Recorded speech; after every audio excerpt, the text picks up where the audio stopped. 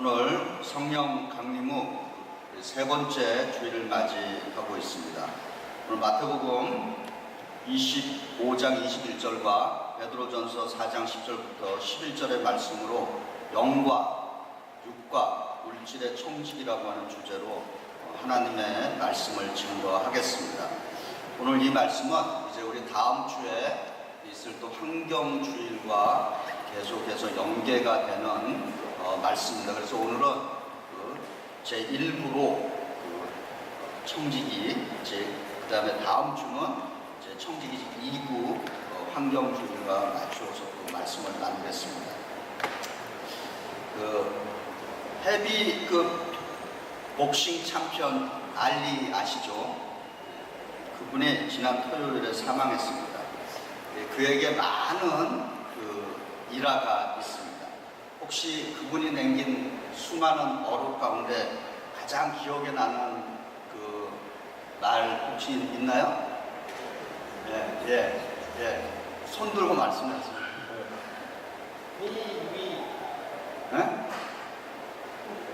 가장 짧은 시를 지나니까 미라고. 미?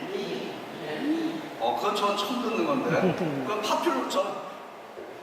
그건 알리가 굉장히 파퓰러한 말, 많이 생각나는 거. Fly like a butterfly and sting like a bee. 아십니까? 나비같이 날아서 벌같이 쏜다. 이분이 1960년 노마 올림픽에서 라이트 헤비급 금메달을 땄습니다. 그래서 이분이 이제 고향으로 금이 한양했어요. 근데 어느 날 백인 전용의 레스토랑에 딱 들어갔는데 노예 출신의 흑인이라고 하는 이유로 쫓겨났어요. 그래서 그 당시에는 캐시어스 플레이였죠. 금메달도 이 인종차별과 가난을 해결해주지 못하는구나 라고 하는 것을 우리가 깨달았어요. 그래갖고 그가 받은 빛나는 금덩어리, 금메달을 허드슨 강에다가 집어 던지면서 당신들이 원하는 챔피언이 되지 않겠다라고 이렇게 말했어요. 이 사건 아십니까? 그리고 이제 나중에 무하마드 알리라고 하는 이제 이름으로 바꿨죠. 이런 말을 남겼습니다. 나는 모든 이의 권리를 존중하는 유머 있는 흑인이 되기를 바랍니다. 또 자유와 정의, 평등을 위해 싸운 인간으로 기억되기를 바랍니다. 흑인이면서 장애인인 내가 희망의 끈을 놓지 않고 싸운 것처럼 사회로부터 소외받는 많은 사람들이 세상과 맞서 승리하길 바랄 뿐입니다. 포기하지 않는다면 성공은 가까이에 있습니다. 당신들께 영감을 주었다면 난 그것으로 충분합니다. 이런 아직도 좀 유명한 말을 남겼습니다. 오늘 이 알리의 어록을 통해서 자신의 알리는 자신이 유머 있는 흑인으로 기억되기를 바랬어요. 그리고 자유와 정의와 평등을 위해 싸운 한 인간으로 기억되기를 원했습니다. 근데 하나님은 과연 저와 여러분이 이 땅에 살면서 이 땅에 어떻게 살고 그분이 어떤 사람으로 우리를 기억해 주길 원하느냐라고 하는 거죠. 한번 하나님이 나를 기억할 때 도대체 나 이용구를 어떤 인간으로 주께서 기억해 주길 원하느냐라고 하는 거예요.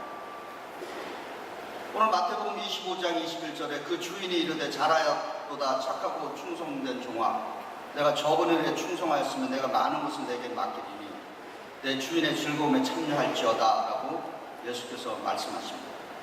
오늘도 베드로전서 4장 10절은 선한 청지기 같이 서로 봉사하라고 그렇게 증언합니다. 주님께서 우리를 선한 청지기, 굿 스튜어드로 불러주셨고 또한 선한 청지기들로 살며 선한 청지기들로서 기억되기를 원하신다라고 하는 것입니다. 청지기란 하나님이 주신 프린시플, 그분이 주신 원칙과 원리를 잘 관리하고 그리고 섬기며 사는 사람들을 의미합니다. 근데 이 청직이라고 하는 말이 사실 오늘날 우리들 귀에 잘 들려오지 않아요. 이 청지기가 뭔가? 이 청지기 말을 대체할 수 있는 영어로 얼터너티브 워드라고 그러죠. 대체할 수 있는 그 단어가 뭔가 하고 제가 이렇게 사전을 찾아봤더니 이 청지기가 관리하고 주인의 것을 관리한다라고 하는, 그리고 지킨다, 매니지한다, 이런 의미를 갖고 있어서 한번 이렇게 찾아봤더니 오늘 우리가 많은 한국에서 많은 쓰는 말이 있습니다. 지킴이라고 하는 말이 있어요. 지킴이. 청지기, 지키면은 국어사전에 가면은 주인의 것을 잘 보존 관리하는 종을 지킵니다라고 표현하는 것입니다. 이 지킴이 청지기는 특별한 임무를 맡은 사명자인 거죠. 하나님께서 무언가를 기대하고 있는 사람이다라고 하는 거죠. 그리고 이 지킴이의 책임은 마지막에 회개 보고를 해야 하는 그 책임 있는 인생을 살아야 한다라고 하는 것입니다. 이 청지기의 그 고유의 의미를 살려서 좀 청지기와 채무자, 빚진 자는 좀 차이가 있습니다. 성경은 우리를 청지기라고, 하나님께서 우리를 청지기라고 불러주시고 있어요. 근데 채무자는 좀 다르죠. 빚진 자는, 물론 사도 바울이 성경에서 자기를 복음의 빚진 자라고 그랬습니다. 근데 그때 빚진 자와 지금 제가 이 경제적인 그 의미에서 말하는 빚진 자와 청지기는 차이가 있습니다. 빚진 자는 갚아야 할 빚이 있어요. 갚아야 할 빚이 있기 때문에 인생이 참으로 힘들고 비참하게 살게 됩니다. 이 프랑스의 대문호인 빅토르 위고라는 분이 이런 말을 했어요. 빚쟁이는 상전보다도 잔인하다. 상전은 그냥 육체를 폭사할 뿐이지만은 빚쟁이는 나의 체면과 위신을 짓밟아 뭉갠다. 근데 하나님께서는 우리를 이런 빚쟁이로 불러주시지 않고 참 고귀하거든. 지킴이 청지기로 불러주셨다라고 하는 거죠. 하나님께서 우리 각자에게 잠시 맡기시고 우리가 지킴 청지기 역할을 잘했는지 안 했는지 회개 보고를 받으시는데 그 회개 보고를 받는 내용이 세 가지가 있다라고 하는 거죠. 하나님께서 앞으로 저와 여러분에게 회개 보고를 받을 때 그 세 가지 감사를 하시는데 그 세 가지 감사가 내 영혼, 내 몸, 내 물질에 관한 것이다 라고 하는 것입니다.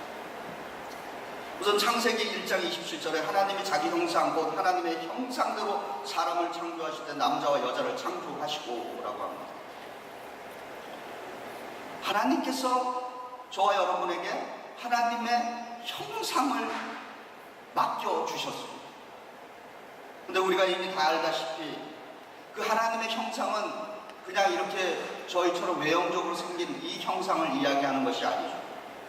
하나님의 형상은 능력, 지혜, 이해력, 상상력, 기억력, 의지, 감정, 사랑, 기쁨, 희망 이런 능력들을 우리들에게 주셨습니다. 원래 이것은 굉장히 퍼펙트한 형상이었습니다. 그런데 성경을 통해서 최초의 인류인 아담과 이브의 범죄함으로 그 형상이 파괴되었고 문둥병 걸린 것처럼 병들게 됐다, 부패하게 되었다라고 하는 것이 우리 기독교의 그 정통 가르침인 것입니다. 근데 이 하나님이 주신 병든 영혼의 형상을 치유하고 회복하는 길이 있는데 그 길이 바로 성결하고 거룩하고 성화하는 믿음의 삶이 되는 것입니다. 우리가 주장하는, 우리가 끊임없이 가리키는 그 핵심 교리 중에 하나가 성화의 교리인데, 그 성화의 교리는 의학적인 측면에서 우리의 부패된 형상이 예수 그리스도를 통해서 주의 영, 성령이 우리 안에 들어와서 날마다 저희들이 변화되고 거룩한 삶을 살아갈 때마다 그 형상이 치유되고 회복되어 가는 과정인 것입니다. 그래서 구원이란 우리들의 뭉겨지고 부패되고 파괴되고 병든 하나님의 형상이 성화의 삶을 통해서 거룩한 삶, 성결한 삶, 성숙한 그 삶을 통해서 치유되는 과정이며 회복되는 과정이고 온전해지는 과정인 것입니다. 바로 언젠가 저와 여러분이 하나님 앞에 설 때 과연 성숙하고 성화하는 믿음으로 살았는지 그 회개 보고를 저희들이 받게 될 것이다 라고 하는 것입니다. 두 번째로 시편 139편 13절과 14절에 주께서 내 내장을 지으시며 나의 모태에서 나를 만드셨네. 내가 주께 감사하면 나를 지으시며 심히 기묘하심이라. 주께서 하시는 일이 기이함을 내 영혼이 잘 아나요. 하나님께서 우리들에게 하나님의 형상이라고 하는 그 영혼을 맡기는 것뿐만 아니라 이제 하나님께서 그 형상을 담을 수 있는 이 몸을 저와 여러분에게 맡겨주셨습니다. 현재 우리 뉴욕 연회와 그 다른 교회에서 지난 몇 주간 계속 신문을 이제 좀 보신 분들은 아시겠지만 김종성 목사님과 우리 다른 사람들을 살리기 위한 골수 도네이션하는 그 캠페인을 위해서 검사를 실시하고 있습니다.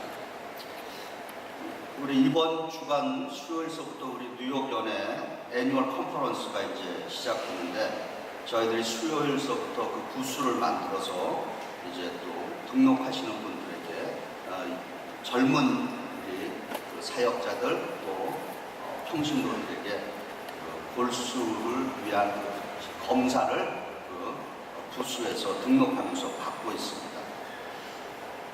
저도 예전에는 이걸 별로 이렇게 신경을 안 썼는데요. 이번에 이제 우리 김종성 목사님이 일을 통해서 알게 된 그 팩트가 있습니다. 이 미국의 골수 기증에 등록된 인원이 900만 정도 등록하고 있답니다. 그런데 아시안 계통의 사람들은 60만 명 정도밖에 안 된다라고 하는 그런 그 통계가 있습니다. 그래서 골수 이식 수술에 필요한 사람 10명 가운데 4명 정도가 수술을 받을 수 있고, 근데 아시아는 1명이나 2명 정도에 불과하다라고 하는 것입니다. 우리도 내 신체의 일부를 생명을 살리는데 나누어 줄 수 있습니다. 우리 주 예수 그리스도는 자신의 몸을 우리를 위해서 십자가에 드림으로써 우리를 구원해 주셨습니다.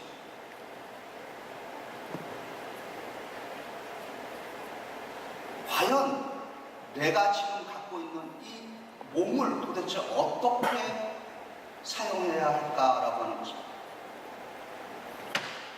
여기서 예배 드리는 많은 분들은 이제 감리교에서 잘하신 분들도 있을 겁니다. 혹시 감리교 몰라도 괜찮습니다. 그러나 저희 감리교가 추구하는 그 신학 사상의 핵심은 성화인 것입니다. sanctification. 그래서 우리의 그 영적인 아버지이신 웨슬리 그 어르신은 키가 뭐 한국식으로 얘기해서 아무튼 뭐 1m 65 정도 미만인 것 같아요. 그런데 그 어르신이 한평생 128파운드를 유지하며 살았다라고 하는 거죠. 근데 왜 어떻게 그게 가능했을까?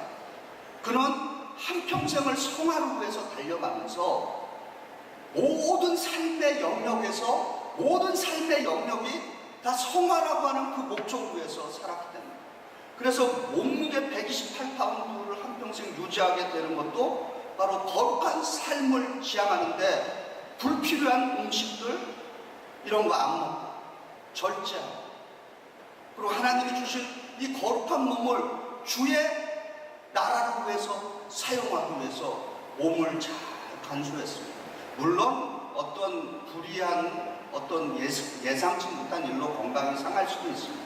그러나 그런 거 외에 우리가 일반적으로 생각했을 때 주께서 우리에게 주신 이 몸도 그냥 몸이 아니라 성화를 이루는 거룩한 도구가 되어야 한다라고 하는 것입니다. 하나님께서 우리들에게 언젠가 주 앞에 섰을 때 너 내가 준 그 몸으로 뭐 했느냐? 라고 했을 때, 뭐 우리 여기 많은 분들은 다 신실하시니까, 뭐 사업하다 보니까 매일 가서 한 잔씩 했어요. 그것도 뭐 일주일 내내 마셨습니다. 그렇게 말할 수는 없잖아요. 뭐 그렇다고 제가 여러분 보고 마시는 걸 금하는 건 아닙니다. 그렇게 째째한 사람 아니에요. 지난번에 우리 무슨 모임하고 셀러브레이션 하는데 뭐 들어갔더니 이렇게 와인들을 드시더라고요. 그래서 제가 금방 나왔어요. 그랬더니 전화 왔는데 목사님 화나서 나갔어요. 그랬더니 어떻게 그렇게 저를 째째하게 보세요. 그런 거 갖고는 그렇지 않아요. 그렇게 생각하지 마시기 바랍니다. 다만 내가 주께서 주신 이 신체가, 이 몸이 과연 어떻게 지금 사용되고 있느냐라고 하는 것을 우리가 생각해 봐야 되는 거죠. 하나님께서는 내 몸 안에 주의 영혼을 맡겨서 이미지를 심어주셨고, 그리고 이 몸을 헛된 데 사용하지 말고 주의 나라를 위해서, 거룩한 삶을 위해서, 성결한 삶을 위해서 주셨다라고 하는 것을 여러분이 깨달으시기를 부탁드립니다.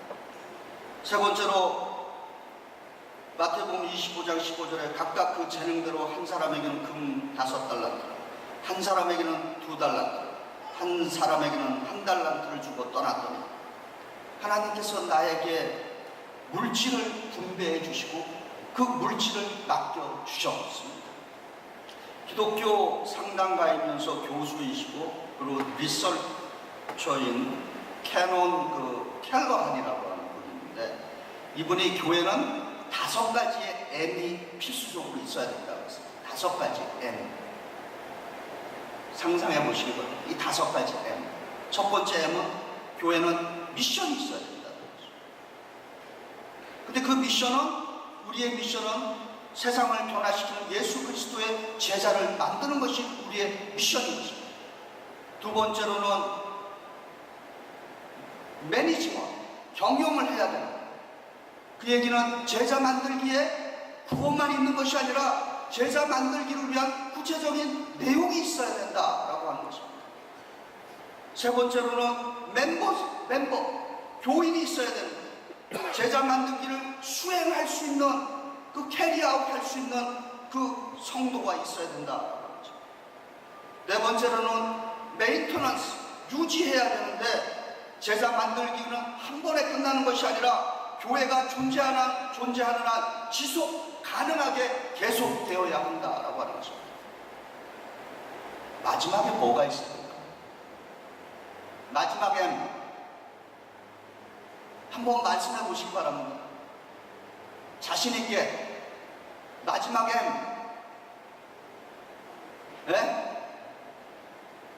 마지막에 M. 여기 보니까 머니 그랬어요. 할렐루야. 맞습니다. 제자 만들기, 재원이 필요한 것입니다. 꿈을 이루고 비전을 이루는데 돈을 뺀다라고 하는 그것은 뜬구름 잡는 이야기인 것입니다. 우리는 성숙한 제자, 성결하고 성화하는 거룩한 제자라는 말을 사용하는데, 성숙하고 성화하는 제자가 되는데 가장 큰 장애물, 그러면서 반드시 있어야 될 것이 있는데 그것이 머니인 것입니다.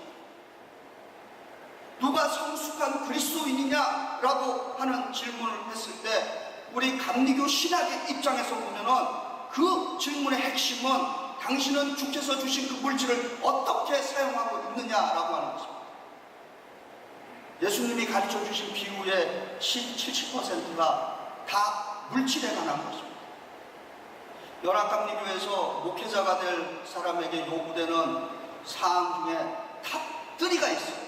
목회자가 될 목회 후보자들에게 반드시 요구되는 많은 것이 있는데 탑3가 뭐냐? 첫 번째, 개인적으로 예수 그리스도를 믿으며 그리스도를 구세주로 받아들였는가? 라고 하는 것입니다.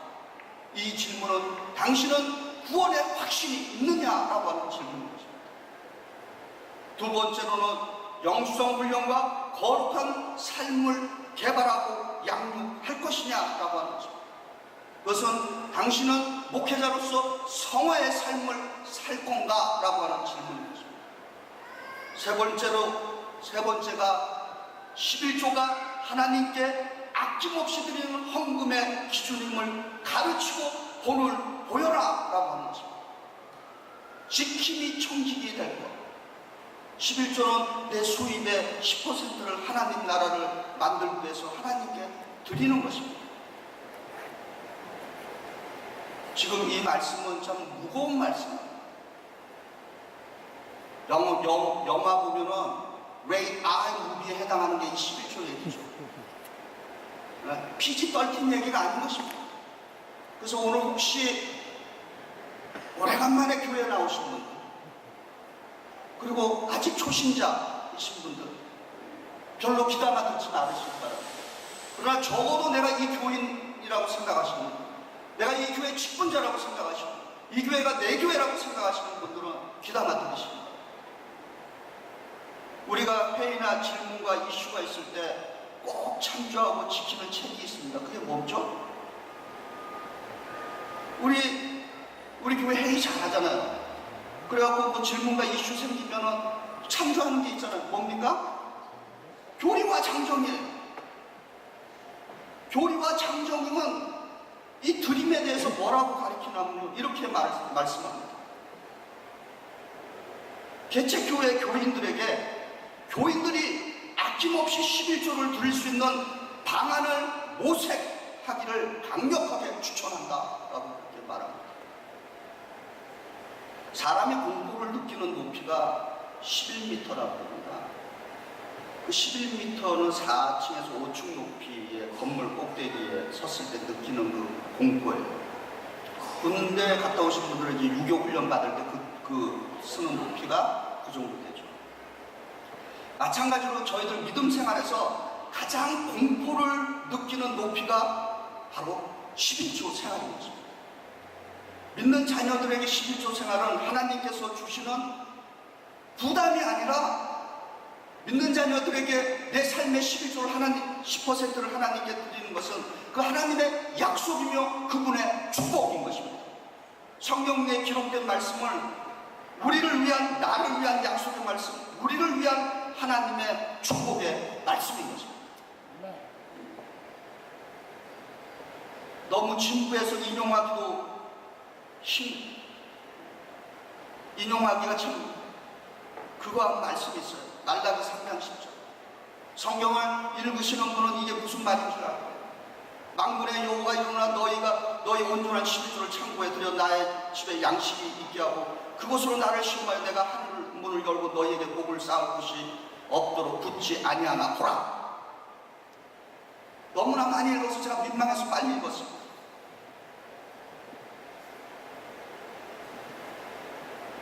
유일하게 성경에서 하나님을 테스트하라고 하는 이 질문이 물질과 관계있다라고 하는 거죠. 믿음이라고 하는 것은 하나님이 살아계시다라고 하는 것을 믿는 것뿐만 아니라 하나님께서 성경에 말씀해 주시고 약속해 주신 그 말씀을 믿는 것이 믿음인 것입니다.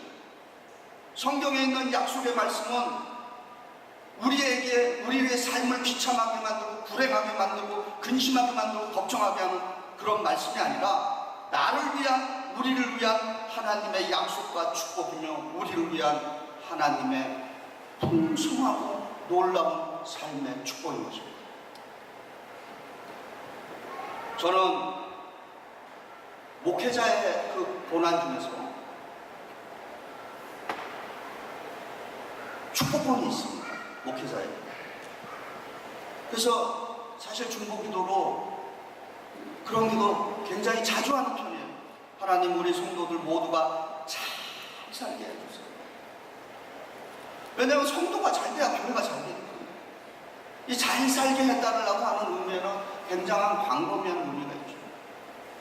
그런데 문제는 만약 제가 하나님, 우리 교인들 잘 살게 해주세요 라고 이렇게만 기도한다면 사실 뭐 여러분들이 그 신문에 보니까 뭐 여러분의 인생의 모든 것을 제가 다 알려드립니다. 뭐 그렇게 선전하시는 그 여기 우리 교포사에도 그런 분들이 있더라고요. 그러면서 기독교인도 환영 뭐 이렇게 써놔 신문에 보니까. 만약 제가 여러분들 잘 살게 해달라고 그렇게만 한다면 그분이나 저나 뭐 무슨 차이가 있겠어요. 그러나 제가 성도들을 향해서 가정과 개인과 직장과 사업체를 위해서 학업을 위해서 잘 되게 해달라고 기도하는 그 목적에는 어떤 목적이 있냐면 하나님, 그가 잘 돼서 주께서 원하실 때 아낌없이 주를 위해서 드릴 수 있는 성도 되게 하여 주시옵소서. 그 목적을 위해서 제가 성도들의 복을 빌고 있습니다. 정신의학자 칼 매닝거 박사가 하루는 한 부자 환자와 대화를 했어요. 이 칼 매닝거 박사가 이렇게 물었어요. 도대체 그 많은 돈을 가지고 어디에 쓰렵니까? 부자가 대답하기를 이렇게 했어요. 글쎄요, 나도 그것 때문에 걱정입니다. 그래서 매닝거 박사가 그렇다면 그걸 걱정하는 만큼 마음이 기쁩니까? 그랬더니 그 부자 대답, 아닙니다. 하지만 내 돈의 일부를 누군가에게 준다고 생각하면 굉장히 공포에 휩싸입니다. 자기 것을 누군가에게 준다는 것, 두려운 것입니다. 왜 그렇게 생각합니까? 우리가 두려워하는 이유는 나의 것이 나갈 때마다 나의 삶의 어떤 시큐리티가 조금씩 사라지고 있다, 이렇게 생각하고 있지 않은가라고 하는 것입니다.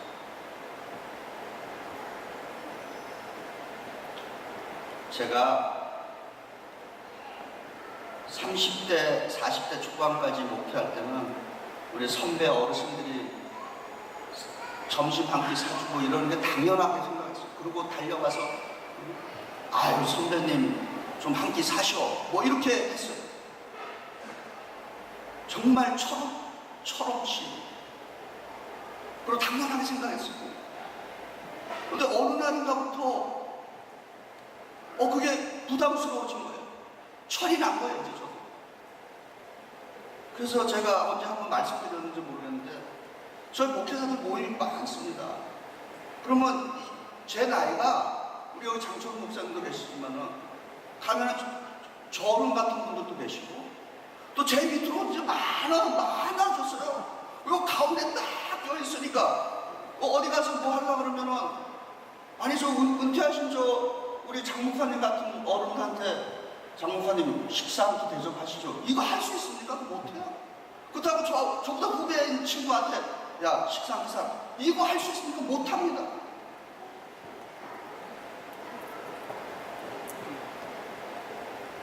그런데 놀라운 것은 제가 뭘 배운다면 줌의 기쁨을 배웠어요. 그래서 얼마 되지 않지만 후배들에게 한 끼 점심을 살 수 있을 때 그리고 내가 그 책을 끊어줄 때 참 마음이 뿌듯해요. 어디 가서 뭐 집회 뭐 많이 불려다니는 건 아니지만은 개척교회 같은 우리 후배들이 와서 목사님 뭐 말씀 전해주세요 하고 갔을 때 받으면은 돌려주고 옵니다. 근데 그냥 안 돌려줘요. 개인적으로 불러서 개척교회 하는 것보다 뻔하잖아요. 주면 교회가 헌금해요. 그래서 제가 개인적으로 불러서 분명히 말합니다. 이것은 교회 헌금하지 말고 교회가 나를 준 거니까 이거는 당신 가정과 가족과 식사 한 끼 사 먹어라. 그리고 주고 그리고 뒤돌아올 때 그 마음의 그 넘쳐나는 기쁨은 베푼 사람만이 아니에요. 받아먹는 사람 항상 부담스러운 인생인 것입니다. 그래서 나의 것을 줌으로 세상이 주는 무슨 안심, 시큐리티 있는 것이 아니라 나의 것을 줌으로 말미암아 저와 여러분에게는 하나님에 대한 신뢰와 믿음이 더 커지게 되는 것을 깨달으시기 바랍니다. 이 땅에서 우리의 삶이란 지킴이, 회개 보고를 위해서 준비하는 지킴이 청지기의 삶을 살아갑니다. 저와 여러분이 선한 지킴이 집을 마치게 될 때 하나님께 훌륭한 평가를 받으시는 믿음의 사람들이 될 수 있도록 하나님이 우리에게 맡기신 영혼, 몸, 물질을 모든 것을 주의 교회를 위해서 선한 지킴이로서 봉사하시기를 부탁드립니다. 언젠가 하나님 앞에 회개보고 하는 날 하나님께서 우리 각 사람에게 오늘 성경 말씀대로 착하고 충성된 종아, 착하고 신실한 뉴욕 한인교회 교회야, 내가 작은 일에 충성했으니 내가 많은 것을 맡기리니 내 주인의 즐거움에 참여할지어다 라는 칭찬을 들으시는 선한 지킴이들이 되시길 주의 이름으로 축복합니다. 기도하시겠습니다.